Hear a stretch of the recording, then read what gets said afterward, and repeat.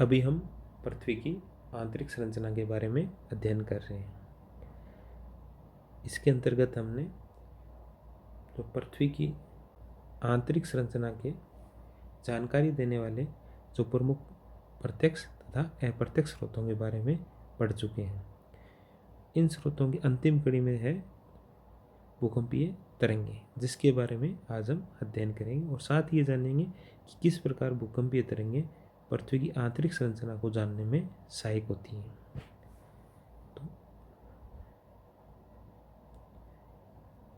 होता क्या है, जब ये भूकंपीय तरंगें भिन्न भिन्न घनत्व वाले पदार्थों से गुजरती हैं तो इनमें दो प्रकार के परिवर्तन होते हैं। पहला, इनके वेग में परिवर्तन होता है, अर्थात घनत्व अधिक होता है तो इनका वेग बढ़ जाता है और घनत्व अगर कम होता है तो इनका वेग घट जाता है। दूसरा, अपवर्तन या रिफ्रैक्शन के कारण इन तरंगों की दिशा में भी परिवर्तन होता है। तो इन दो परिवर्तनों को रिकॉर्ड कर या आलेखन कर हम जो पृथ्वी में जो विभिन्न घनत्व वाली परतें हैं उनके बारे में अनुमान लगा सकते हैं। तो पहले देख लेते हैं कि दो शब्द देखते हैं, फोकस और एपिसेंटर, कि ये होते क्या हैं। फोकस वो बिंदु होता है जहाँ भूकंप उत्पन्न होता है। ये पृथ्वी में सतह से उच्च गहराई पे हो सकता है और यहाँ से क्या भूकंपीय तरंगें निकलती हैं। और एपिसेंटर वो पृथ्वी सतह पर स्थित एक बिंदु होता है, वह बिंदु होता है जहाँ ये तरंगें सबसे पहले पहुँचती हैं। ठीक, अब देखते हैं भूकंपीय तरंगों के प्रकार। जो भूकंपीय तरंगें ये दो प्रकार की होती हैं। पहली बॉडी वेव्स या वो भूगर्भिक तरंगें तथा दूसरी सरफेस वेव्स या धरातलीय तरंगें। होता क्या है, जब भूकंप आता है तो जो भूकंप मूल या फोकस होता है वहाँ से ऊर्जा मुक्त होती है और वो ऊर्जा जिन तरंगों के रूप में मुक्त होती है उनको बोलते हैं बॉडी वेव्स। और ये पृथ्वी के अंदरूनी भाग से होते हुए सभी दिशाओं में आगे बढ़ती हैं। और जो बॉडी वेव्स हैं ये भी आगे दो प्रकार की होती हैं, पी तथा एस। इनके बारे में अभी थोड़ी देर बाद में पढ़ेंगे। दूसरी तरंगें हैं धरातलीय तरंगें या सरफेस वेव्स। होता क्या है कि जब ये बॉडी वेव्स पृथ्वी की सतह तक पहुंचती हैं तो वहाँ की जो धरातलीय चट्टान है उनसे इनका क्या होता है, इंटरेक्शन, ये जो क्रिया होती है उससे सरफेस वेव या धरातलीय तरंगों का निर्माण होती है। और जैसे कि बॉडी वेव्स पृथ्वी के अंदरूनी भाग में गति करती हैं तो वहीं दूसरी ओर जो सरफेस वेव है ये पृथ्वी की जो सतह है धरातल उसके साथ चलती हैं।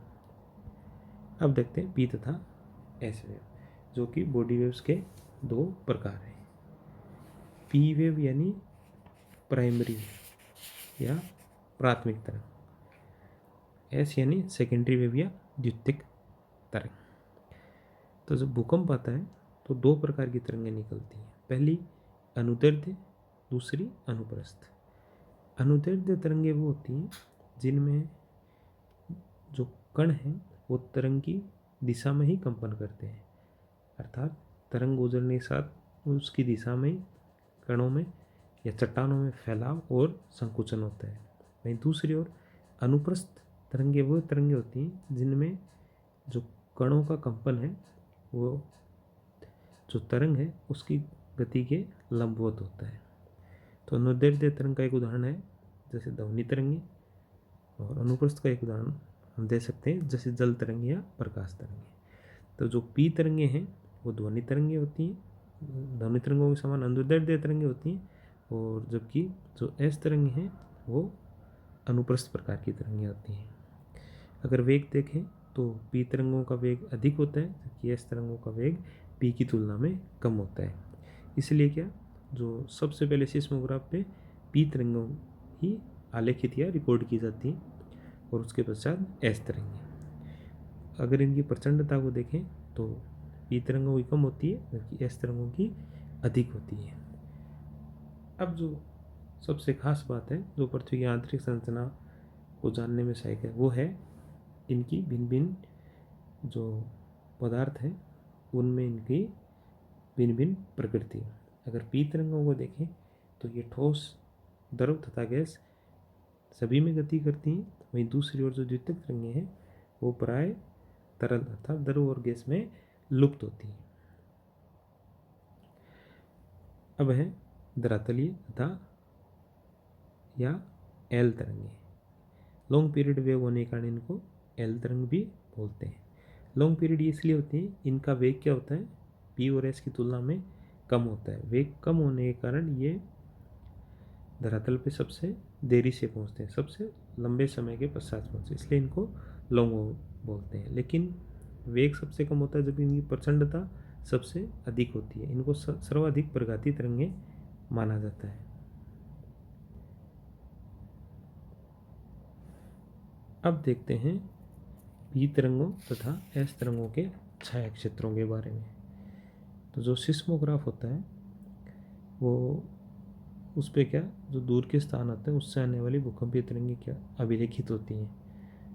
लेकिन कुछ क्षेत्र ऐसे भी हैं जहाँ कोई भी भूकंपीय तरंग अभिलेखित नहीं होती। ऐसे क्षेत्रों को भूकंपीय छाया क्षेत्र या शैडो जोन कहते हैं।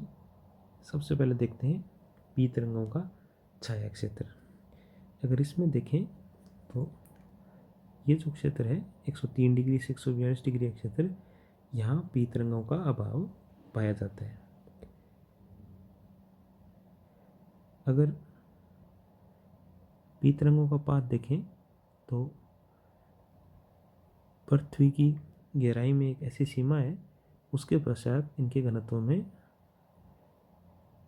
अचानक परिवर्तन के कारण इनका जो पथ है वो बदल जाता है रिफ्रैक्शन के कारण। इस कारण 103 डिग्री से 142 डिग्री के मध्य इनका ये जो पी तरंग है ये रिकॉर्ड नहीं की जाती है। फिर देखते हैं एस तरंगों को। एस तरंगों को देखें तो इनका जो छाया क्षेत्र है वो पी तरंगों की तुलना में अधिक विस्तृत है। ये 103 डिग्री से 103 डिग्री के मध्य इनका अभाव पाया जाता है। इसका मतलब जो गहराई का वो जो भाग था जहाँ पी तरंग घनत्व परिवर्तन के कारण अचानक उनकी दिशा परिवर्तन हुई थी, वो जो सीमा है अर्थात जो कोर की सीमा है, कोर की जो बाह्य सीमा है, उसके पश्चात उससे अधिक गहराई में एस तरंगें नहीं जा पाती हैं।